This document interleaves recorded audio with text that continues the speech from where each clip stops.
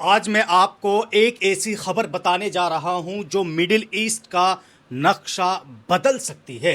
एक तरफ जहां ईरान के खिलाफ एक बहुत बड़ी और नई जंग की तैयारी हो रही है, तो वहीं अमेरिका अपने दोस्त मुल्कों के साथ मिलाने की बात कर रहा है।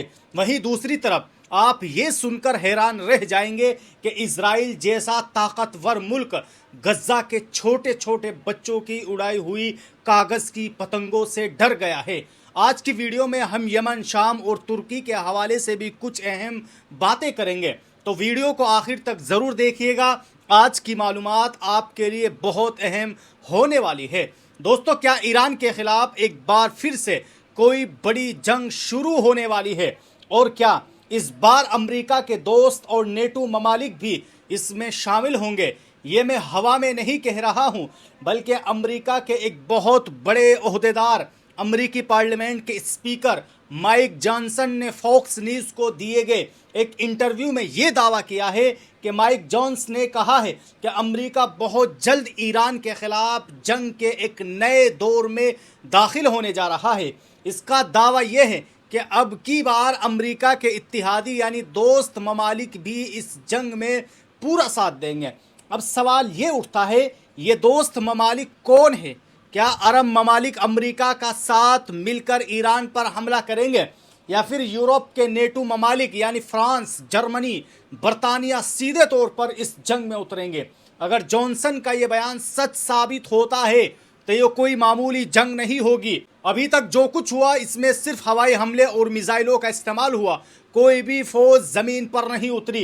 लेकिन अगर अब ज़मीनी फौज उतरती हैं तो ये एक बहुत बड़ी और तबाहकुन जंग बन सकती है। और ये बात हम सब जानते हैं कि ईरान भी अपने दुश्मन को कभी हल्के में नहीं लेता, इसलिए आने वाले दिन बहुत ख़तरनाक हो सकते हैं। इसके जवाब में ईरान ने भी अपनी तैयारी पूरी कर ली है। ईरान ने अपनाए हुर्मुज़ गुजरने वाले जहाज़ों के लिए एक नया और सख्त कानून बना दिया है। ईरान की अथॉरिटी ने साफ वार्निंग दी है कि जो भी जहाज़ उनके कानून को तोड़ेगा उसे जब्त कर लिया जाएगा या भारी जुर्माना लगाया जाएगा। इसके अलावा अगर कोई जहाज़ ब्लैक लिस्ट किए गए जहाज़ों की मदद करता है, जिसे समंदर में एक जहाज़ से दूसरे जहाज़ में तेल मुंतकिल करना, तो उसे भी ब्लैक लिस्ट कर दिया जाएगा।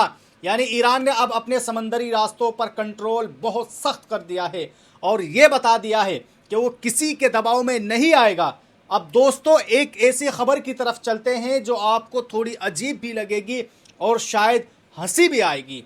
क्या आपने कभी सोचा है कि एक मामूली सी कागज़ की पतंग की वजह से कोई मुल्क डर के मारे मिसाइल दागने की धमकियां देने लगे? जी हाँ, गज्जा के 12-13 साल के मासूम बच्चे जो पतंग उड़ा रहे हैं, उनसे इजराइल बुरी तरह घबराया हुआ है।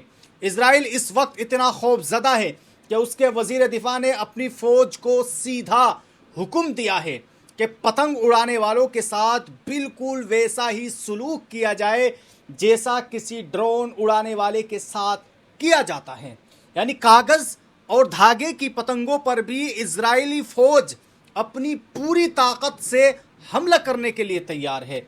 सिर्फ यही नहीं, इजरायली वज़ीर आज़म नेतन्याहू ने देर रात गए एक इमरजेंसी मीटिंग बुलाई और हमास को खुली धमकी दी है कि अगर पतंगें उड़ाई गई तो वो गज्जा में मज़ीद शदीद बमबारी करेंगे और लोगों को उनके घरों से निकाल देंगे। दरअसल इजराइल के अंदर ये पुराना खौफ बैठा हुआ है कि माजी में गज्जा की तरफ से आने वाली पतंगों और गुब्बारों से उनकी बस्तियों और खेतों में आग लग गई थी। लेकिन ज़रा सोचिए, लाखों करोड़ों डॉलर के जदीद हथियारों और आयरन ड्रोम जैसे सिस्टम फौज का 12 साल के बच्चों की पतंगों से डर जाना, ये साफ दिखाता है कि इजराइल के अंदर इस वक्त किस कदर खौफ और परेशानी छाई हुई है। उधर यमन में भी हालात बहुत तेज़ी से बदल रहे हैं। यमन की सरकारी फ़ौज ने हौसी लड़ाकू के खिलाफ एक बहुत बड़ा ड्रोन हमला किया है।